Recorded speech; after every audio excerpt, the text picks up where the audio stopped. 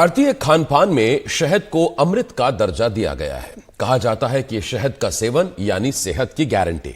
शहद में उन सारे पोषक तत्वों का खजाना होता है जो आपके शरीर को स्वस्थ रखने के लिए बहुत जरूरी है। कुल मिलाकर शहद एक सुपर फूड है जो रोग प्रतिरोधक क्षमता को बढ़ावा देता है, वजन कंट्रोल करता है, दिल और पाचन के लिए बहुत अच्छा है। साथ ही जरूरी विटामिन, खनिज और एंटीऑक्सीडेंट से भरपूर है। शहद में calcium, copper, potassium, manganese, zinc जैसे तमाम पोषक तत्व पाए जाते हैं। शहद में एंटी इंफ्लेमेटरी गुण भी पाए जाते हैं जो खांसी को शांत करने में मदद करता है। अगर आप लगातार खांसी से परेशान हैं तो ऐसे में शहद आपकी मदद कर सकता है। एंटीऑक्सीडेंट से भरपूर शहद दिल की सेहत के लिए काफी फायदेमंद माना जाता है। शहद न सिर्फ रोग प्रतिरोधक क्षमता बढ़ाता है बल्कि पाचन के लिए भी अच्छा है। शहद त्वचा के लिए बहुत ही फायदेमंद है, त्वचा के स्वास्थ्य में सुधार लाता है। शहद वजन प्रबंधन में भी मदद कर सकता है। सुपर फूड शहद में प्राकृतिक शर्करा होती है जो आसानी से पच जाती है और ब्लड शुगर के स्तर में वृद्धि किए बिना फौरन ऊर्जा प्रदान करती है। शहद से सेहत तो बनती ही है, शहद उत्पादन के स्वरोजगार से देश आज बड़ा शहद उत्पादक बन रहा है। शहद उत्पादन में युवाओं की दिलचस्पी बढ़ रही है। आजकल बड़ी संख्या में लोग शहद उत्पादन और मधुमक्खी पालन का सफल कारोबार कर रहे हैं और लोगों को रोजगार भी दे रहे हैं। मध्य प्रदेश के इंदौर में युवा शहद उत्पादक साल भर में 10 से 12 लाख रुपए की कमाई कर लेते हैं। वो शहद देश में ही नहीं बल्कि विदेश में भी बेच रहे हैं। इंदौर के शहर उत्पादक गोविंद माहेश्वरी से बात की है हमारे सहयोगी समीर खान ने। किस तरह से, एक तो चैलेंजिंग जॉब होता है मधुमक्खी, मतलब नाम सुनते ही जो है आदमी जो है शहर जाता है। जी बिल्कुल सही कह रहे हैं आप। पर प्रकृति का उसूल है, आप किसी जीव को तकलीफ या कष्ट पहुंचाएंगे तभी वो सेल्फ डिफेंस में आपको डंक मारेगा या काटेगा। तो मधुमक्खी पालन बहुत अच्छी चीज़ है और इसमें बिल्कुल डर की बात नहीं है, बस इसमें अभ्यास की बात है। अभ्यास के बाद ये सारी चीज़ें बहुत ईजी हो जाती हैं। हम भी आपके साथ खड़े हैं। अब ये क्या, इसका जो आपका शहद का ये जो आपने छत्ता, एक तरह से मधुमक्खियों का घर है, इसको अगर हम समझना चाहें तो कैसे समझाएंगे, कैसे शहद निकलता है, क्या होता है? ये आप देख सकते हैं बॉक्स होता है, इस तरीके का जो बॉक्स होता है एक, और इस बॉक्स में 10 तरह की फ्रेम होती है। ये एक फ्रेम बोलते हैं इसे, एक छत्ते को। और इस छत्ते में मधुमक्खियों का अलग अलग वर्गीकरण होता है, जिसमें रानी मधुमक्खी, सिपाही मधुमक्खी, nursing staff, drone, male female, सारा एक स्टाफ होता है पूरा मधुमक्खियों का भी। वो सब अलग अलग काम करता है और वो अलग अलग काम करके शहद बनाता है, साथ में अपने बॉक्सों को साफ रखता है। सबके अपने अपने एक ड्यूटी है। कब से मतलब कितना आपको इससे लाभ होता है, कहाँ कहाँ जाता है आपका शहद और किस तरह से आप जो है करते हैं, और सरकार की योजना का क्या लाभ मिलता है? सरकार की योजनाएं भी इसमें बहुत सारी है, सब्सिडी भी देखती है मधुमक्खी पालन पे, और किसानों को भी तैयार करने की कोशिश में सरकार लगी है। ये लाभ का बिजनेस है बिल्कुल, क्योंकि मधुमक्खी सबसे बड़ा लाभ तो तब दे देती है जब वो पॉलिनेशन करती है। परागीकरण की क्रिया के बिना आप ये जो फूल देख रहे हैं, फल देख रहे हैं, इनका उत्पादन नहीं हो पाता। तो सबसे बड़ा लाभ मधुमक्खी ये देती है। दूसरा, इसके साथ साथ मधुमक्खी पालन जो करता है उसको शहद मिलता है, साथ में पॉलन मिलता है, और उसके साथ साथ अपनी अलग अलग चीज़ें बहुत सारी होती है जो मधुमक्खी। तो पॉलिन को समझाइएगा। शहद तो लोग समझते हैं, पॉलिन दिखा दूँ आपको? यानी एक जनरल आप पहले बताइए। जी, पॉलन उसको बोलते हैं जो कि अपना मधुमक्खी किसी फूल पे गई, और पॉलन का हिंदी में अर्थ होता है परागीकरण। तो पराग मधुमक्खी लेके आती है और पराग लाके, और फिर उसको अपने बी पॉकेट होती है मधुमक्खी की भी, अपनी जैसे जेब होती है, उसमें इकट्ठे करके और वापस लाके और उसका रस बनाती है, जिसको शहद बोला जाता है। तो शहद निर्मित इस तरीके से होता है इसका। तो ये दोनों चीज़ें इस्तेमाल होती है या फिर वो शहद के रूप में उसका? हाँ जी, पॉलन भी बिकता है। पॉलन एक सुपर फूड होता है और शहद के पहले की प्रोसेस होता है, और शहद से महंगा बिकता है और शहद भी बिकता है, दोनों चीज़। पॉलिन जो है, पॉलिन को हिंदी में क्या बोलते हैं? पराग बोलते हैं। पराग जैसे, तो पराग का क्या इस्तेमाल होता है, थोड़ा सा बताइए। पराग का इस्तेमाल सर बहुत सारी फूड सप्लीमेंट में होता है। प्रोटीन का हाई सोर्स होता है, बहुत सारे B12 विटामिन और विटामिन C, D बहुत सारे होते हैं उसमें। उसके साथ साथ पॉलन सुपर फूड की कैटेगरी में आता है। तो बहुत सारे एथलेटिक लेके जाते हैं मेरे से, जिम वाले लेके जाते हैं। बहुत सारे लोग डायबिटीज़ के लिए उसको यूज़ करते हैं, डायबिटिक में काफ़ी असरदार माना जाता है उसको भी। अब दोनों के फ़र्क की बात करें, रेट का, भाव में अंतर क्या होता है अगर बात करें? रेट का, जैसे पॉलन का रेट हमारे यहाँ 2000 रुपये किलो है और शहद का रेट 600 रुपये किलो है। तो दोनों में फ़र्क होता है। और इस तरीके से सारा कुछ होता है। अच्छा, सो आप किस तरह से मतलब कारोबार में कितना लाभ कमा लेते हैं आप, किस तरह से चला पाते हैं इसको? सर लाभ का ऐसा है कि एक बॉक्स ऑन एन एवरेज लोगों का मानना है कि 50 किलो से 35 किलो तक दे देता है, पर वो उस कंडीशन में होता है जब उसका माइग्रेशन कराया जाए। अब जैसे हम कम माइग्रेशन कर पाते हैं तो on an average 15-18 kilo 20 kilo शहद हमको आ जाता है विद इन अ ईयर हमको ये शहद प्राप्त हो जाता है। कैसे, मतलब फायदे की बात करें, कितने का कारोबार आप कर लेते हैं? साल का 10-12 लाख समथिंग कारोबार पूरा हमारा होता प्रॉफिट कितना हो जाता होगा? है। मैं आपको प्रॉफिट की बात बता रहा हूँ, 10-12 लाख का जो फायदा हो जाता है। बिल्कुल बिल्कुल तो बिल्कुल। आप क्या, लोग आपसे सीखने भी आते हैं मधुमक्खी पालन हाँ किस तरह? बिल्कुल बिल्कुल, बहुत सारे किसान हैं मधुमक्खी पालन करते हैं हम, और भी अन्य प्रकल्प चल रहे हैं, गौशाला है, जैविक खेती और घानी, तो ये सबका ट्रेनिंग सेंटर होता है हमारे यहाँ और किसानों को इसका ट्रेनिंग दी जाती है। इंदौर का ये मधुमक्खी पालन केंद्र अब प्रयोगशाला बन गया है। रविवार को इस केंद्र पर मधुमक्खी पालने वाले युवा आते हैं और ट्रेनिंग लेकर जाते हैं। केंद्र सरकार द्वारा संचालित कृषि विभाग के प्रोजेक्ट आत्मा के तहत भी अधिकारियों की नजर में यह केंद्र मॉडल केंद्र है।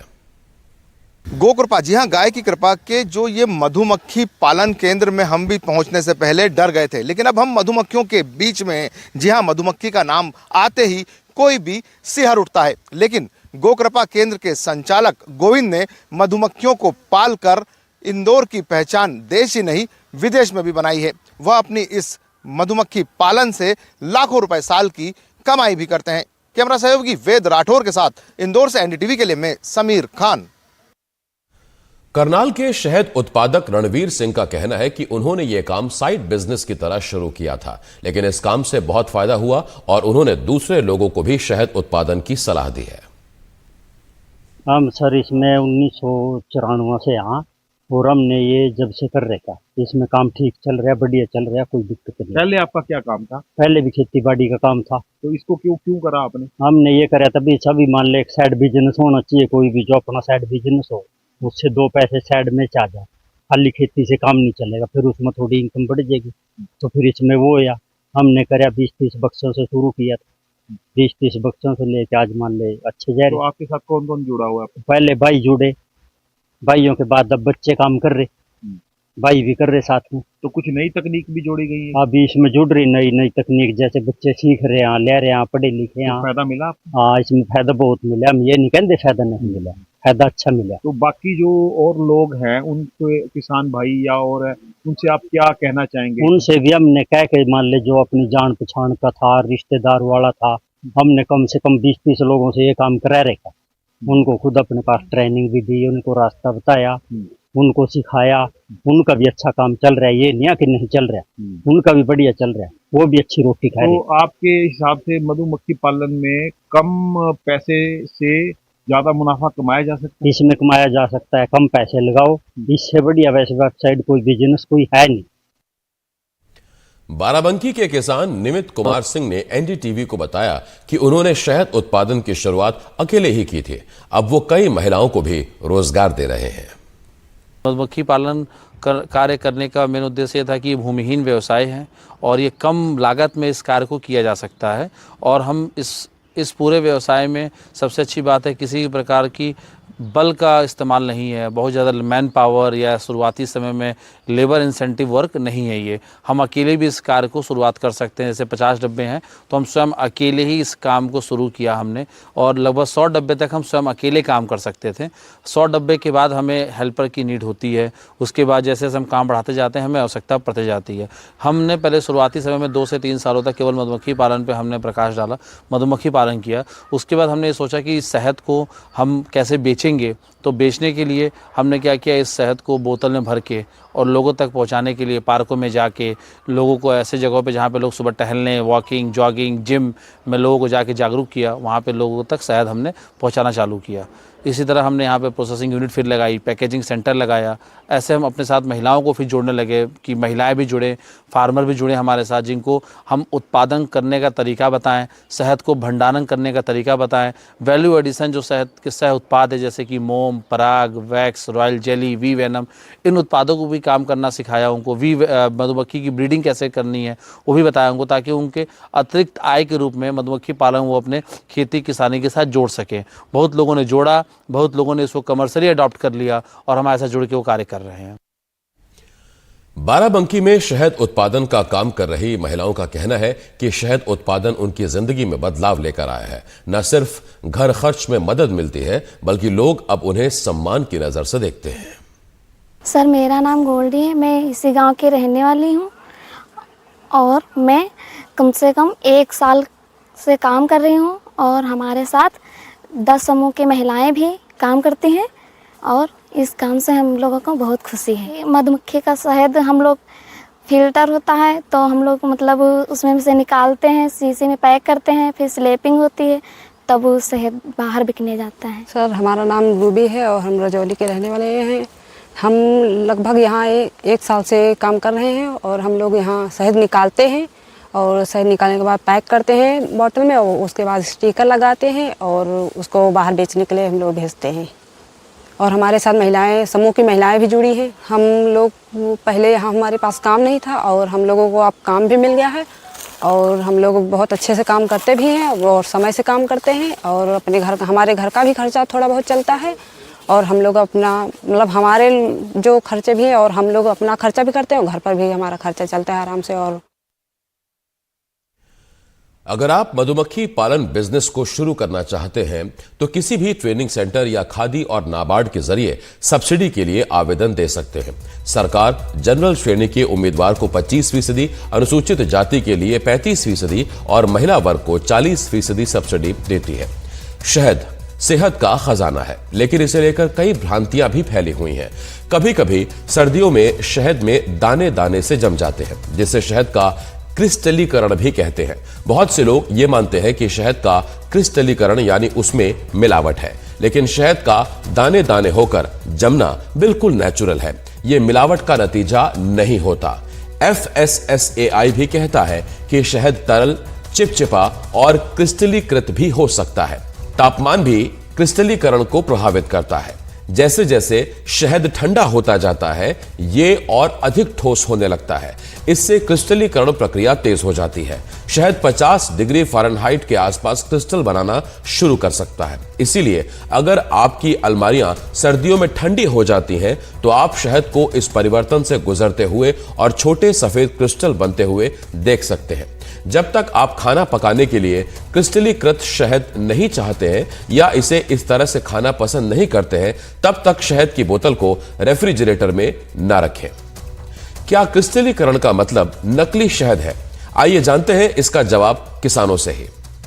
शहद की पहचान असली और नकली के लिए 2-3 पुराने ट्रेडिशनल मेथड हैं। जैसा पहला कि हम अगर कांच के ग्लास ऑफ वाटर में अगर हम शहद डालते हैं तो नीचे जाके शहद सेटल्ड हो जाता है। दूसरा कि अगर हम एक प्लेट में शहद को डालेंगे, हल्का सेक करेंगे तो हेक्सागन फॉर्म बन जाएगा।